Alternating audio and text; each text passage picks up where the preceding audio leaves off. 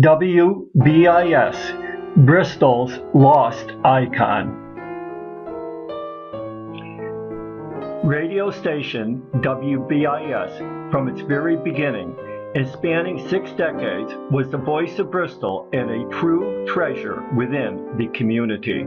With several owners during its lifetime, and with the changing needs and desires of the community and society in general, it varied its approach to both news reporting and style of music played.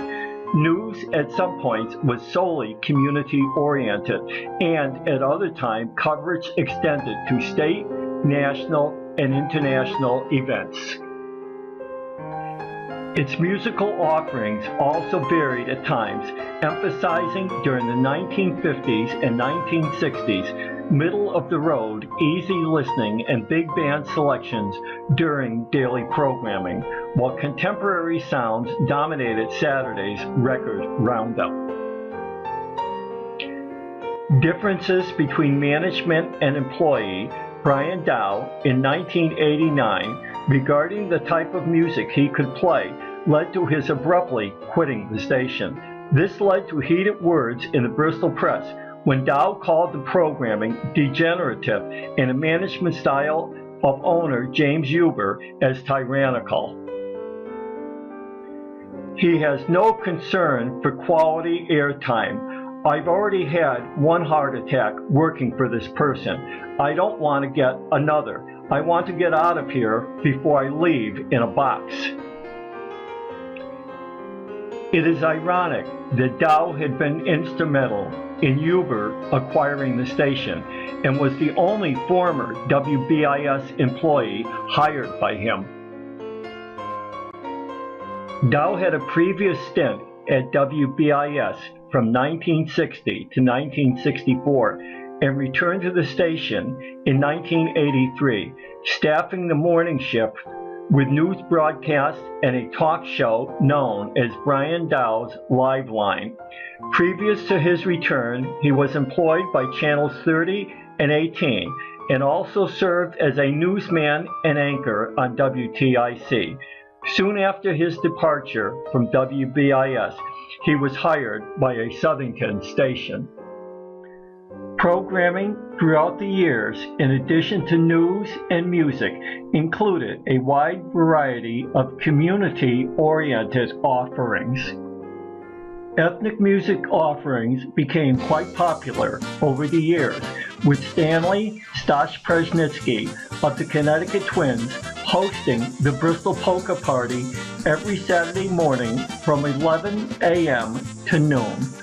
Along with his twin brother John, Yash, they had produced 16 albums, played at the New York's World's Fair and were nationally recognized. Both were inducted into the International Polka Music Hall of Fame. Stosh hosted the show for 20 years, from 1962 to 1982. He also ran several successful cancer telethons. Frank Maluzzo conducted his Music from Italy on Sunday from 12:15 to 2 o'clock. Justine D'Alessio, a present member of the Bristol Historical Society, served as his pianist with live performers. She also conducted a daily program focused on women, addressing topics and issues that concern female listeners. Prior to the Music of Italy, Sunday church services could be heard from both the Emmanuel Lutheran Church and the First Congregational Church. Emmanuel Lutheran remained on WBIS for nearly 3 decades. Later, we will hear how Jackie Roberts' daughter, Amy and Diana, totally disrupted their services one Sunday morning. Kaleidoscope was introduced in 1963. Originating from the lounge of the Jennings department store, the former Muzzy department store, this audience participation program addressed timely community topics such as schools, elections, and the Chrysanthemum Festival and Parade. In 1976, programming entitled 20 Decades began on July 4, 1975, recognizing and celebrating the country's bicentennial. The founding, growth, and development of Bristol was chronicled when 200 local people were interviewed throughout the year regarding the past, present, and future of our community. Aired for a full year each Friday at 11:05 a.m. The first guests were George Perry, first president of the current Bristol Historical Society, and Dorothy Manchester, the city's first official historian. The Bristol Historical Society is now proud owner of these tapes, which were donated to be used by schools and organizations for future reference. One of the programming features gaining wide support within the city was the sports coverage provided by WBIS. This included, along with other events, Little League tournament games, Industrial League softball competition, and the Thanksgiving Day football contest between Bristol Eastern and Bristol Central at Muzzy Field. The highly successful Bristol American Legion baseball program of the 1960s and 70s was given extensive coverage, and even when nighttime tournament games couldn't be covered from out-of-state sites, a telephone or closed-circuit system was utilized to bring these back to packed venues at the American Legion home, Lake Compounds Ballroom, and the Elks Hall, as well as other sites. WBIS was committed to its listeners and Legion fans. The beginning of radio station WBIS can be traced back to 1947 when Benjamin I. Satchner, a Waterbury dentist, filed incorporation papers with the Connecticut Secretary of State and petitioned the Federal Communications Commission to secure a license to establish a radio station under the name of the Bristol Broadcasting Corporation. The corporation was approved on July 1, 1947, with a capital stock of $50,000. All stocks were purchased by its 5 directors. Satchner would serve as president. Litchfield attorney David Kramer would be vice president. Bristol attorneys Frederick W. Beach and Francis C. Tracy would become treasurer and secretary. Donald R. Funk was the 5th board member. Satchner requested 250 watts of power for an AM station, but was granted 500 because of an area availability. This would permit a wider range of listeners as well as better reception. Anticipating a spring opening, the station would function at 1440 kilocycles. A single non-directional transmitter would be constructed on Greystone Avenue on South Mountain. The station, however, did not open until the fall.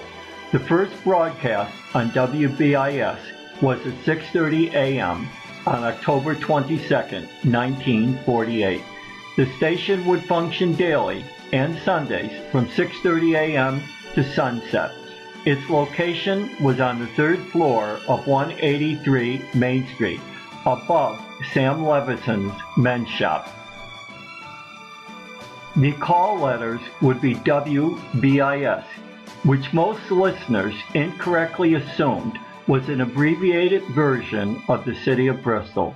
To the contrary, the BIS stood for the initials of its founder, Benjamin I. Satchner. Three of the early personnel to join the staff were Amleto R. Ciccarelli, a 1933 graduate of Bristol High School and former employee of the Emerson Radio and Phonograph Company of New York City. He would eventually become a teacher at Bristol Central High School. Joseph Michaels, with previous radio experience in South Carolina, Michigan, and New York, was hired as program director, while Peter Stoner, with 6 years of announcing at WTIC Radio in Hartford, would now serve that capacity locally. Benjamin Satchner resigned the presidency of the corporation in August of 1949, citing the pressures of his professional practice. He would, however, remain as a board member.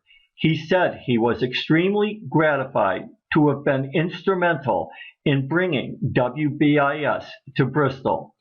It has filled a long-felt need in the life of this community. Satchner resigned from the board 2 years later. The four remaining members purchased his stocks. Judge Frederick Beach succeeded him as president.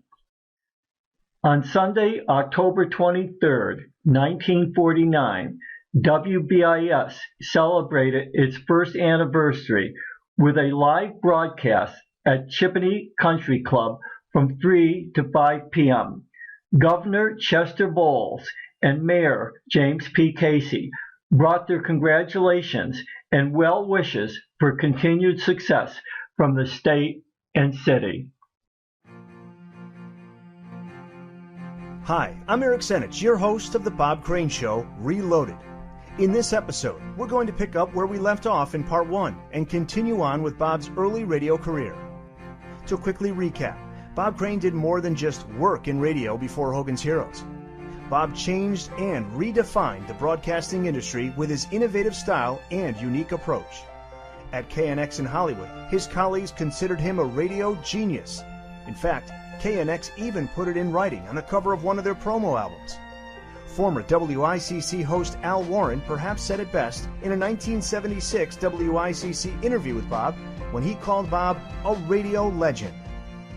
It all started around March 1950 when Bob landed his first radio job at WLEA in Hornell, New York, followed in early 1951 by a brief 3-month stint at WBIS in Bristol, Connecticut.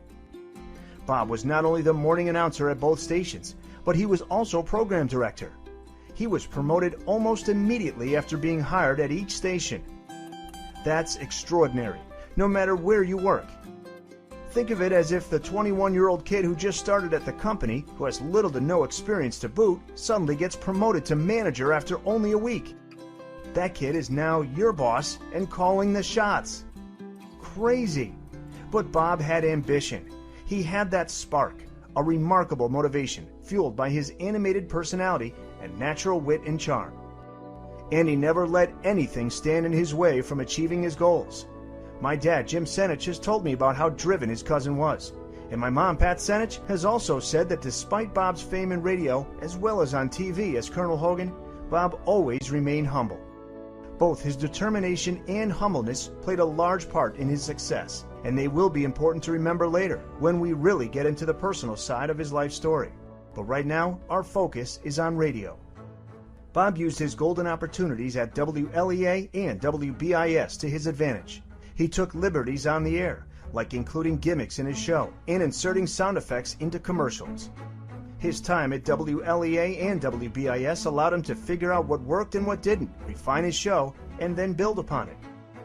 But it really wasn't until he arrived in Bridgeport, Connecticut, that his radio career took off.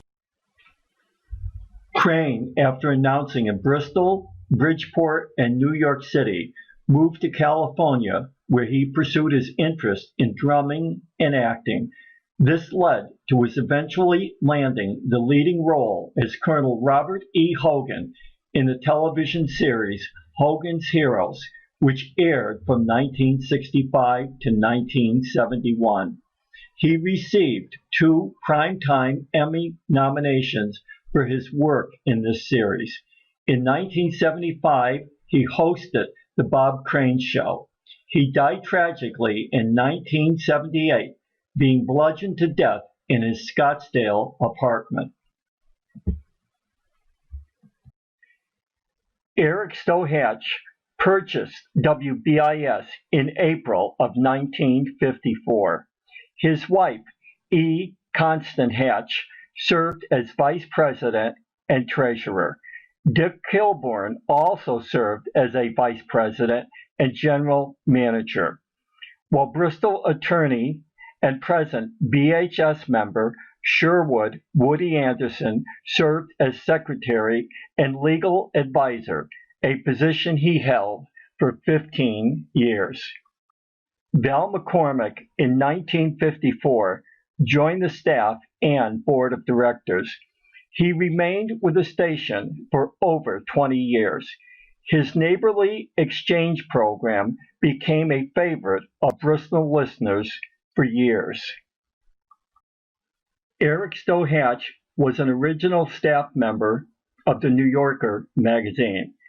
A Litchfield resident, he was an accomplished writer, authoring 25 novels, as well as being a prolific short story writer. During the 1930s, he was the writer of My Man Godfrey, which became a widely acclaimed comedy film starring William Holden and Carole Lombard. He also wrote the script for the 1950s television series Topper. Hatch became an authority on Connecticut history and was appointed by Governors John Dempsey and Thomas Meskel as chairpersons of the Connecticut Historical and Bicentennial Commissions.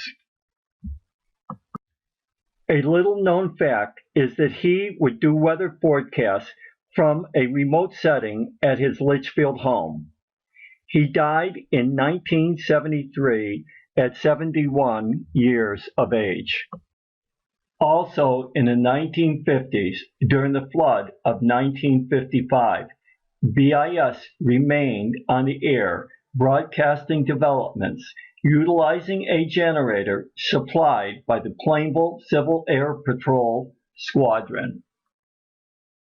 Bob Douglas began his career as a high school student in the 1950s, and after completing his education and military service, returned to a full-time position in the early to mid-1960s.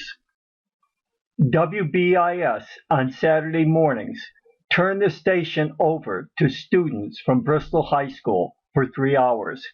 1959 was the last year of this endeavor when the high school was split into Bristol Central and Bristol Eastern High Schools. Good morning, and welcome to another session of This Week at Bristol High School. I'm Ed Dickow here with Ray Paul and Cynthia Pincus. Our engineer, as always, is Mr. Joe Barbaret. And we'll be bringing you your sports news, hallway chatter news, and your musical requests. It was a long night and a short morning preparing for today, as Jerry O'Brien had a hot hand in last night's basketball game. And this week, our own rifle team Annie Oakley, Sharon Ronigan, fired a perfect prone score. And for the first time, we had a victory over Manchester High School. We have our first request already coming in. I see the little red light is on. And it's from Karen Dunn, the editor-in-chief of our Horizon. And her selection is Cat Guide, a nice dance tune. Lee Steele, in 1960, became the longtime chief engineer and greatly contributed to the success of WBIS. In 1948, Bristol, Connecticut got its own hometown radio station. We're 1440 WBIS Bristol. WBIS in Bristol. Former WBIS chief engineer Lee Steele.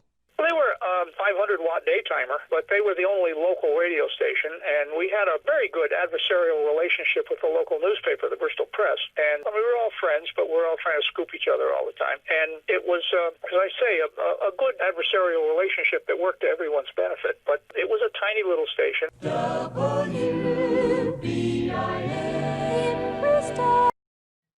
Tom Monahan, Pete Liss, Don Gordon, and Dick Gabatsky all joined the staff in the 1960s. Monahan would later join Channel 30. Liss would announce sporting events for other stations as well as locally. Don Gordon later became managing editor for the Bristol Press, and Dick Gabatsky made the big time in a variety of national media. With the redevelopment movement of the 1960s, the management was forced to locate a new facility. A committee filed a petition in May of 1966 with the Zoning Board of Appeals to create a station at 76 Bellevue Avenue. This was the former Charles Terry Treadway homestead. A garage would be converted for the purpose of radio, with the existing building utilized for real estate, insurance, and accounting offices. This request was refused. On September 23rd of that year, groundbreaking began next to the OV Snow Company at 1021 Farmington Avenue. The Spartacus Carpenter Company would do the construction. A lease would be paid, with the station taking occupancy on December 1st. The station opened in the new facility at noon on February 20th, 1967. Jay Richards was the first voice announcing from the new facility, while Tom Ford, the morning person, was the last announcer from 183 Main Street. Jay Richards became famous for his betting barn advertising and also published several books. One of the people who recorded dedications in the studio in the 1960s for Record Roundup was Joan Casaneri. We'll now finish the 1960s with a Lee Steele remembrance of Don Gordon. There was a fellow named Don Goranson. He was the news director. Oh, goodness. We had a whole string of news directors. The way that the noon segment was set up was that they did local news at noon, and then regional news, state news, and then national news. And the national news was done by the station manager, who was a fellow named Dick Kilborn. And if you've worked in radio for a while, a lot of times you'll be sitting in somewhere, elsewhere in the station, and as long as noise is coming out of the speaker, you don't worry. But when you hear nothing, that's when you say, what was that? And you go trying to find out why there's dead air. Well, what had happened was Don Gordon, it was apparently a slow news day, and the lead story was an obituary for Sophie Tucker, who was a vaudeville performer. And the way it came out was, he says, WBIS News has just learned of the passing of the last of the Red Hot Mamas, Sucky Topher. And he says, that, of course, is Sucky Topher. He says,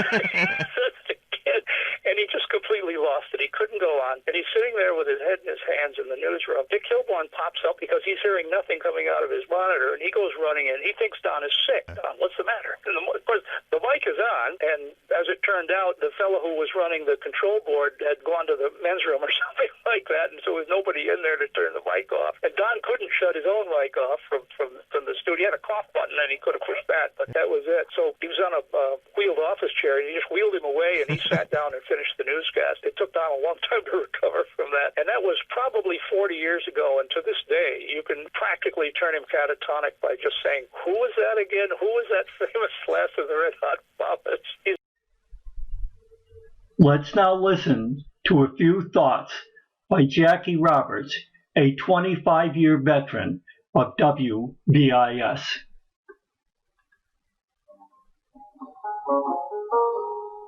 Growing up was great because there was football, baseball in the seasons, swimming in Malone's Pond. I was a baseball fan from the time I could throw a baseball. The braces and the crutches gave me another life.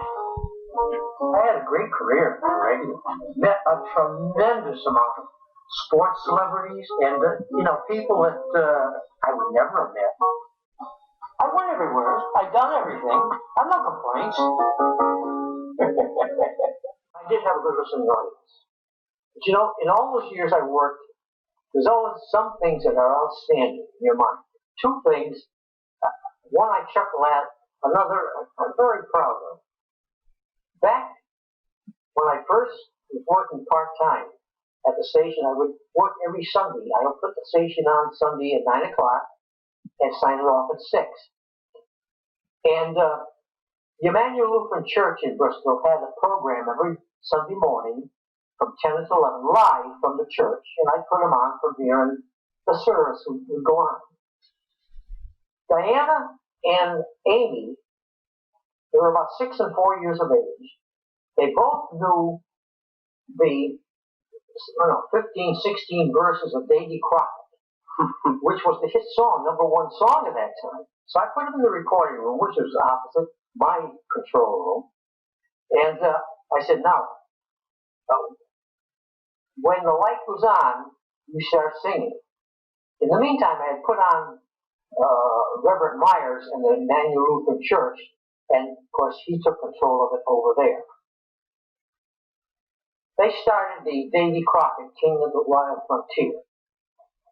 I forgot to turn the monitor off, and at the same time as he said, now we rest and pray, they had 16 verses of Davy Crockett, King of the Wild Frontier, going over the church and over the air, and he didn't talk to me for 5 years. But we became great friends, honestly, afterwards. But that's one thing I always remember that.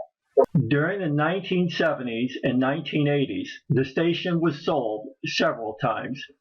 Eric Stowe Hatch's wife sold it in October of 1973 to 2001 Incorporated, a Westport-based company.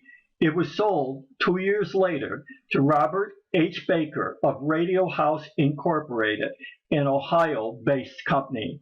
9 months later, citing health reasons, Baker sold WBIS to the Rogers Group stations from California for $350,000 to $400,000. In 1982, it again exchanged hands, being sold to the Dawn Broadcasting Company and the Hassan family. Since Eric Stowe Hatch had died, the new owners found it difficult to raise the finances necessary to sustain a viable station. Starting in April of 1981, the station petitioned the FCC to expand to a 1,000-watt daytime station with 500 watts nighttime power. This would permit unlimited 24 hours programming.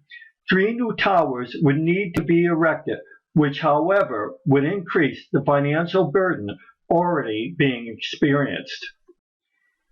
The Federal Communications Commission approved this change in 1985, When adopted, the station would move from 1440 on the dial to 1120. Signing off officially in 1986, James Huber of Ansonia station WADS purchased the station in August of 1987, hoping to resurrect it. Financial turmoil, limited programming, although very extensive in the sports area, lack of a local listening audience, and decreases in advertising revenue constantly plagued this attempt. WBIS was never able to bring back the listeners it had from 1948 to 1986. Huber sold the station in 1993 to WPRX. This 24/7 station was the only Connecticut station dedicated to the Puerto Rican culture. Utilizing the Bristol towers and broadcasting from New Britain, its call letters stood for Puerto Rican Extraordinaire. The real death knell for WBIS, Bristol's lost icon, came on Friday, May 31st, 1986. General Manager Michael Hassan at 4:45 p.m. announced the station would close permanently at 6 p.m. Employees stood there in stunned silence. They knew there were financial difficulties, but there were no previous closing discussions. Steve Savino signed off the station as follows. That was Mary McGregor with Good Friends. Thank you for being a good friend. This is going to do it for all of us here at WBIS. Until we see you again, enjoy. Good night, sweetheart, till